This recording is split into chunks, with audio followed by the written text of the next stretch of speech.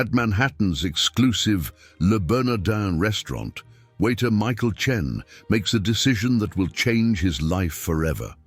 When an elderly woman realizes she's forgotten her wallet after finishing her meal, Michael quietly pays her $400 bill with his own savings, money he'd been setting aside for his mother's cancer treatment. His manager immediately fires him for breaking protocol, but minutes later, the woman's husband, billionaire investor Robert Sterling, arrives with a shocking revelation. 25 years ago, a young Chinese immigrant saved Sterling's life during a mugging, taking a bullet that was meant for him.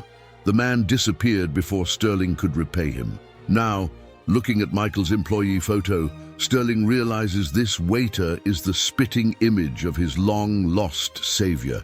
The connection between Michael and the mysterious immigrant will unravel a web of secrets that will leave everyone breathless. What happens next isn't just about repaying a debt, it's about a truth so explosive it could shake New York's wealthiest families to their core.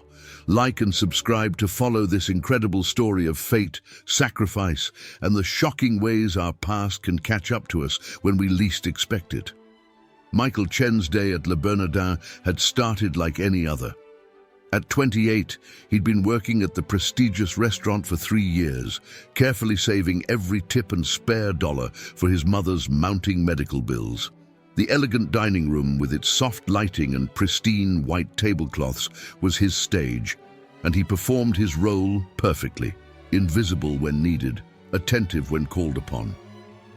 That Thursday evening, he was assigned to table 12, where an elderly woman sat alone, dressed in understated but clearly expensive clothes. She reminded him of his mother, the same gentle eyes, the same graceful way of holding her teacup. "Just tea for now," she said softly. "I'm waiting for my husband." But as the evening progressed, the woman, who introduced herself as Margaret Sterling, became increasingly distressed. Her husband wasn't answering his phone, and she had apparently left her wallet in her other purse. "I'm so embarrassed," she whispered to Michael, her cheeks flushing. "I've never done anything like this before. Could you perhaps hold my pearls as collateral until my husband arrives?" Michael watched as her shaking fingers reached for her necklace. The gesture reminded him painfully of his mother, who had tried to sell her own jewelry to pay for her chemotherapy before Michael stopped her. "Mrs. Sterling," he said quietly, "please don't worry about the bill. I'll take care of it." Before she could protest, he pulled out his own credit card, the one he kept for his mother's medical emergencies, and processed the $400 payment. He knew it would mean missing this month's payment to the hospital, but something in him couldn't bear to see this elderly woman's dignity wounded. Marcus Wright, the restaurant manager, noticed immediately. "Chen," he barked, calling Michael to the kitchen. "Did you just comp that table?" "No, sir," Michael replied. "I paid for it myself." "You did what?" Wright's face turned red. "That's against every protocol we have.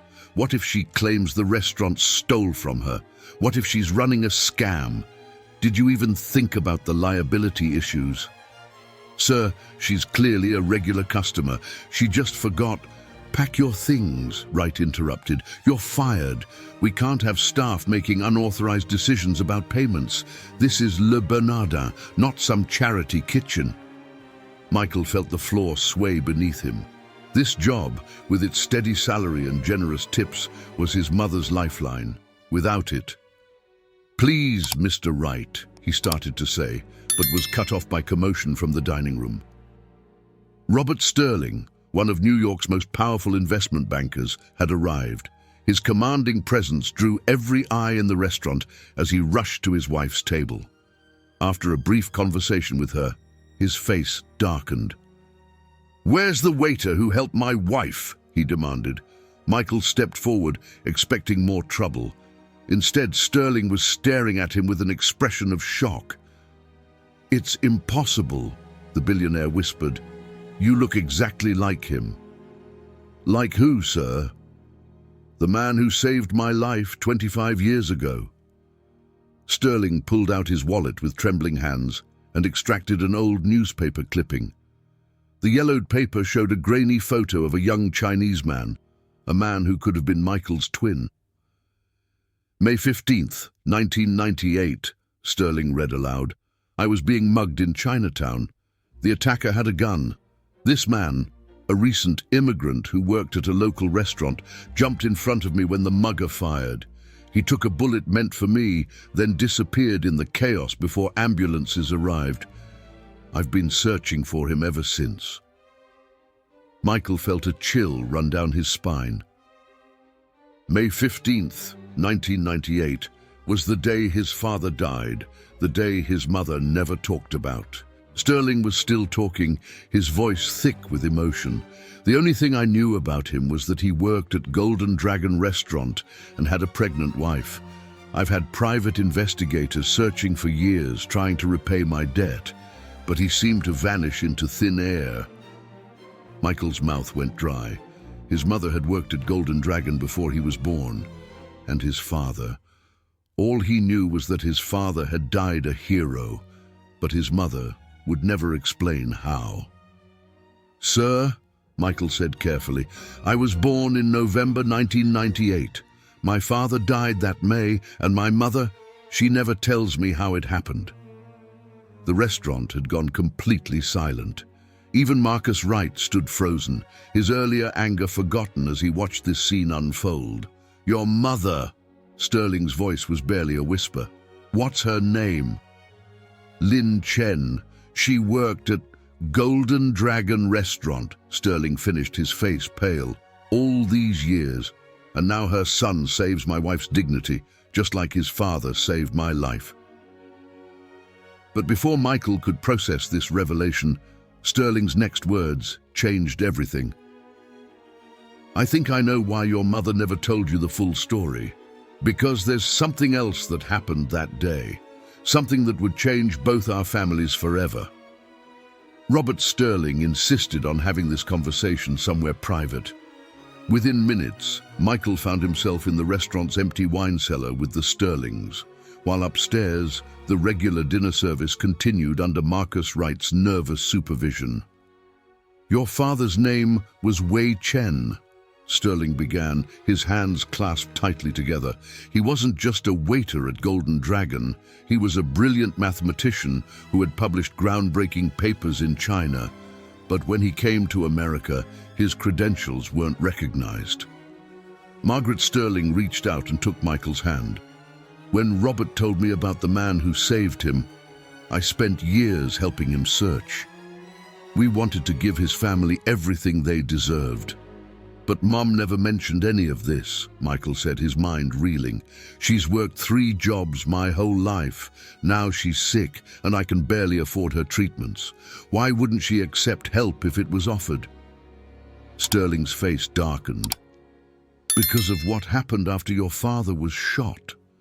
You see, I was carrying sensitive documents that day, proof of massive financial fraud at several major banks. The mugger wasn't really a mugger.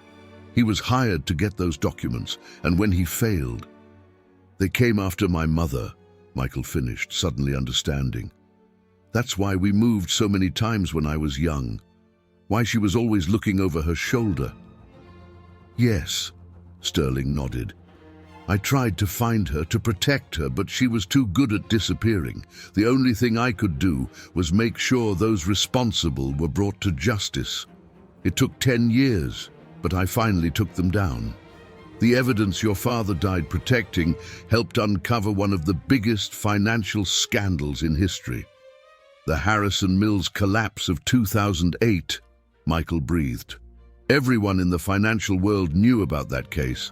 Multiple banking executives had gone to prison.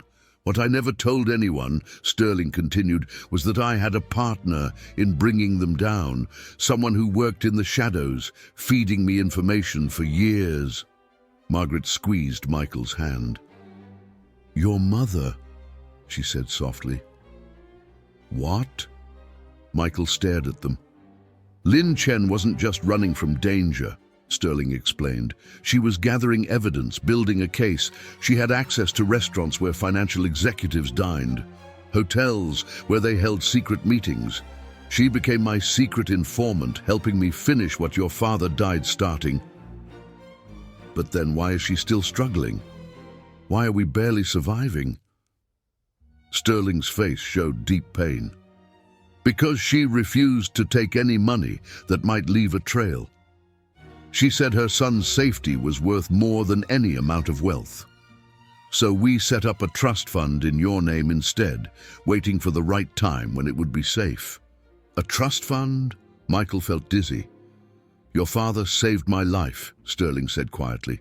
Your mother helped me bring down criminals who were destroying thousands of lives. That trust fund now contains 25 years of compound interest on a very significant initial investment, plus a percentage of all the recoveries from the Harrison Mills case. How much?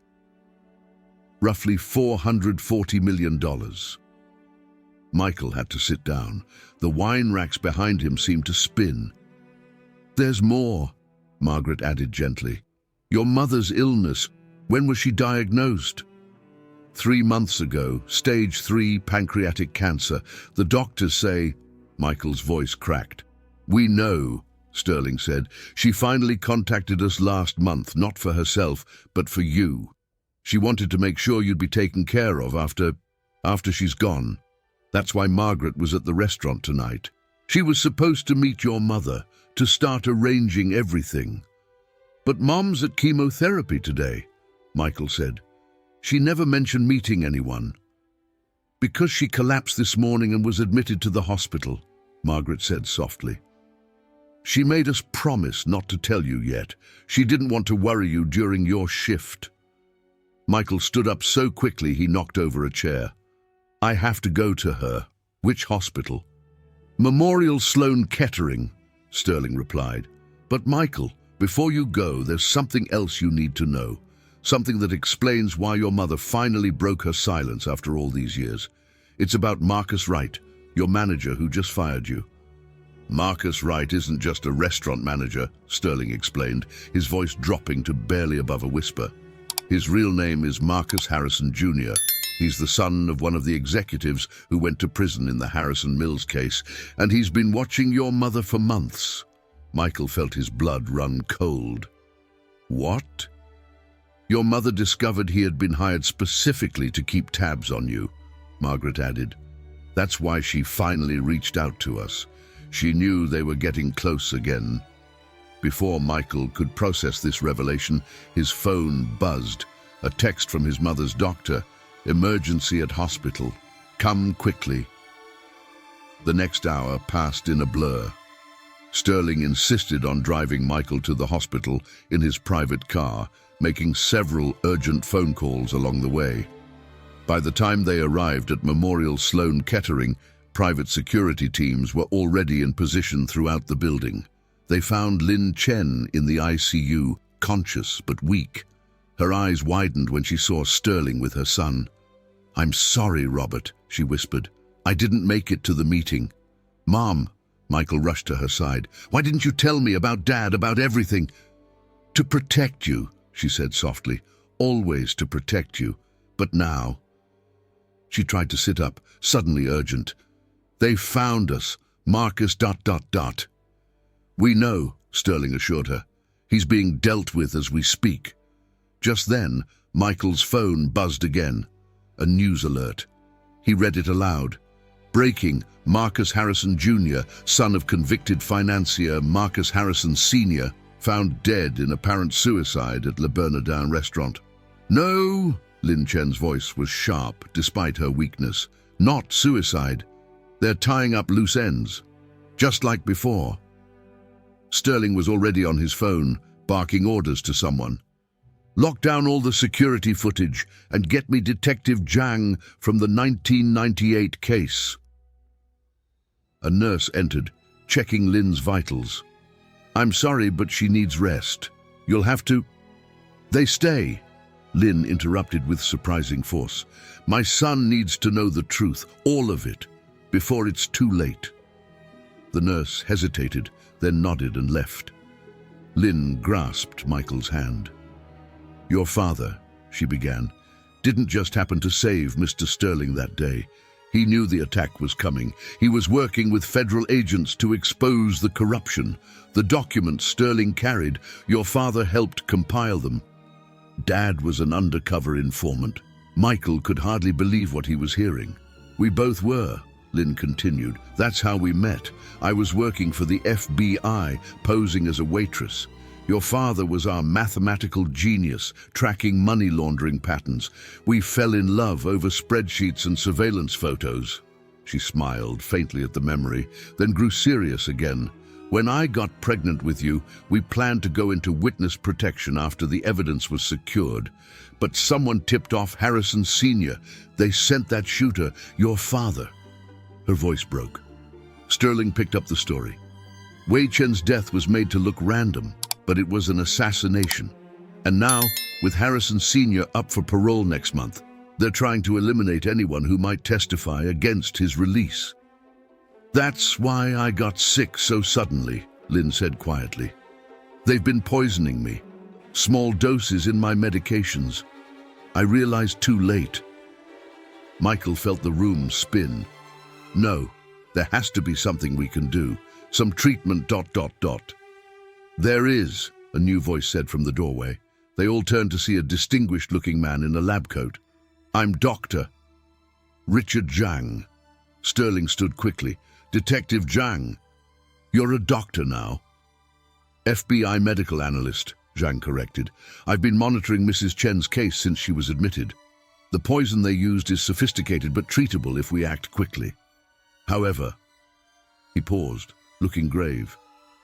The treatment is experimental and extremely expensive. Money is no object, Sterling said immediately. It's not just about money, Zhang cautioned. The treatment is currently only available at a private facility in Switzerland, and given the active threat against Mrs. Chen's life, moving her would be incredibly risky. Michael looked at his mother, then at Sterling, his mind racing. They had to get her to Switzerland, but how could they transport a critically ill woman across the Atlantic while protecting her from assassins? Sterling's next words showed he was thinking the same thing. What if I told you I have a plan? One that would not only get Lynn to safety, but also finally bring down the entire Harrison organization once and for all. Sterling's plan was audacious. Within hours, a complex operation was set in motion. The media was fed a story that Lynn Chen had died from complications of her cancer. A funeral was arranged, complete with a closed casket and mourning relatives, all FBI agents in disguise. Meanwhile, the real Lynn was secretly transferred to a private medical facility hidden within Sterling's Manhattan penthouse. Dr. Zhang supervised her care while preparations were made for the journey to Switzerland. The Harrison organization will be watching the funeral, Sterling explained to Michael. They'll want to be certain Lynn is really dead. That's when we set our trap. The trap was elegant in its simplicity. Anonymous tips would lead Harrison Sr.'s lawyers to evidence suggesting that Lynn had left behind a damaging confession, hidden in a safe deposit box. The organization would have to try to retrieve it before it could be found by authorities. But there is no confession, is there? Michael asked, understanding dawning. No, Sterling smiled grimly, but the bank's security cameras will record everyone who attempts to access that box. We'll finally identify all the players in their organization. The day of the fake funeral arrived. Michael played his part perfectly, the grieving son watched by hidden FBI cameras. As predicted, several suspicious figures were observed surveilling the ceremony. But the real action was taking place across town. Sterling's security team had detected multiple attempts to hack into the bank's security system. Someone was desperate to find that safe deposit box. They took the bait, Zhang confirmed, watching the surveillance feeds in Sterling's penthouse. Now we wait. Lynn, resting in the medical suite, reached for Michael's hand. I'm sorry for all the lies, son. After your father died, all I could think about was keeping you safe. I understand now, Mom, Michael said softly. but no more secrets, okay? Their conversation was interrupted by sudden activity on the security monitors. Several well-dressed men had entered the bank, presenting paperwork that appeared to authorize access to multiple safe deposit boxes. "Got you," Sterling muttered, watching the feeds. "That's Harrison Seardy's personal lawyer, and that man with him. He's a federal judge who's been suspected of taking bribes for years." The operation was unfolding perfectly until a bank employee, one who hadn't been briefed on the sting, innocently mentioned that Robert Sterling had visited the bank earlier that week. The men immediately withdrew, their suspicions clearly aroused.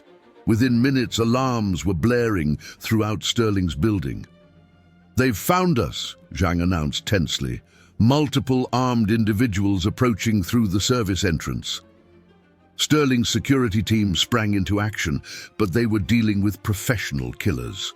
The sound of gunfire erupted from the lower floors. "The helipad," Sterling ordered. "Now!" They had prepared for this contingency. A medical helicopter was already waiting on the roof, its engines idling. But as they rushed Lynn's gurney toward the elevator, Michael noticed something on the security feeds that made his blood run cold.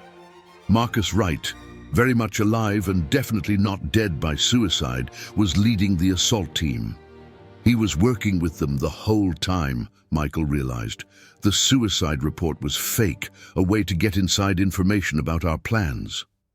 They reached the roof just as the first explosions rocked the building. The assault team was using shaped charges to breach the security doors. "Get her on the helicopter!" Sterling shouted over the noise. "I'll hold them off." "No!" Michael pushed Sterling toward the aircraft. "Mum needs you to get her to Switzerland. I'll stay." "Michael, please," Lynn begged from her gurney. "Don't do this." "Dad gave his life to protect the truth," Michael said firmly. "I finally understand why." He turned to Sterling. "Get her to safety. Get her the treatment. Promise me." Before anyone could argue further, the roof access door burst open. Michael slammed the helicopter's door shut and turned to face the emerging figures, armed only with his courage and the knowledge that his mother's survival depended on these next few moments. What happened next would be talked about in FBI circles for years to come. What no one knew, not Sterling, not even Lynn, was that Michael had been preparing for this moment ever since he first suspected something was wrong at Le Bernardin. His seemingly humble job as a waiter had allowed him to observe the city's most powerful people, including many of Harrison's associates, in unguarded moments. As Marcus Wright and his team emerged onto the roof, Michael stood between them and the departing helicopter, his hands raised. "You're too late," he said calmly, "but I'm guessing you're not really here for my mother anyway." Wright smiled coldly. "Smart boy. Where's the real evidence?" "The same place it's been for 25 years, Michael replied. "In plain sight." He reached slowly into his pocket and pulled out a fortune cookie, the last thing his father had given him before he died, preserved all these years in a plastic case. Inside wasn't a fortune, but a microchip containing the original banking algorithms his father had developed to track Harrison's money laundering. "Dad knew they'd search everywhere else," Michael explained. "But who would think to check a child's keepsake?" Wright's smile faltered. At that moment, dozens of laser sights appeared on his team as FBI snipers revealed their positions on surrounding buildings. The entire operation had been coordinated by Michael and Zhang over the past week, using the fake funeral as cover to position their forces. "Did you really think Sterling would leave his penthouse unprotected?" Michael asked. "Or that my mother's medical team was just medical staff?" The disguised FBI tactical team emerged from their hidden positions around the helipad. Wright and his men were surrounded. "Your father was annoyingly clever too," Wright snarled, dropping his weapon. "Right up until I shot him." "I know," Michael said quietly. "That's why I made sure you'd be here tonight. 25 years is a long time to wait for justice." 1 year later, Michael stood in a sunlit room in Switzerland, watching his mother walk unassisted for the first time in months. The experimental treatment had been successful, and Lin Chen was finally cancer-free. The Harrison organization had been completely dismantled. The evidence from Wei Chen's microchip, combined with the attempted assassination at Sterling's penthouse, had provided everything needed for dozens of prosecutions. Marcus Wright had traded information for a lighter sentence, exposing corruption that reached into the highest levels of finance and government. Robert Sterling had made good on his promise to honor Wei Chen's sacrifice. The trust fund was used to establish the Chen Sterling Foundation, dedicated to helping immigrant families and exposing corporate corruption. Michael now ran its daily operations, working alongside Sterling to continue his parents' legacy of fighting for justice. Lin had finally found peace. No longer looking over her shoulder, she split her time between teaching mathematics at a local university and helping Margaret Sterling run charitable programs for underserved communities. On the anniversary of that fateful night at Le Bernardin, the families gathered for dinner at Sterling's Lake Geneva villa. As they shared stories and laughter, Michael realized that his father's last gift, that simple fortune cookie, had protected not just evidence, but hope itself. Hope that truth would eventually prevail, that justice would be served, and that courage would be rewarded. "Your father would be proud," Lin told Michael as they watched the sunset over the lake. "Not just of what you did that night, but of who you've become." "We all did it together," Michael replied, thinking of how a simple act of kindness, paying a stranger's restaurant bill, had set in motion events that would right a quarter-century of wrongs. Sterling raised his glass in a toast to Wei Chen, who saved more than just my life that day. He saved our faith in justice, in courage, and in the power of truth to prevail. The fortune cookie now sits in a display case at the Chen Sterling Foundation's headquarters, a reminder that sometimes the greatest acts of heroism come not from grand gestures, but from simple moments of human kindness, and that even the longest buried truths will eventually find their way into the light.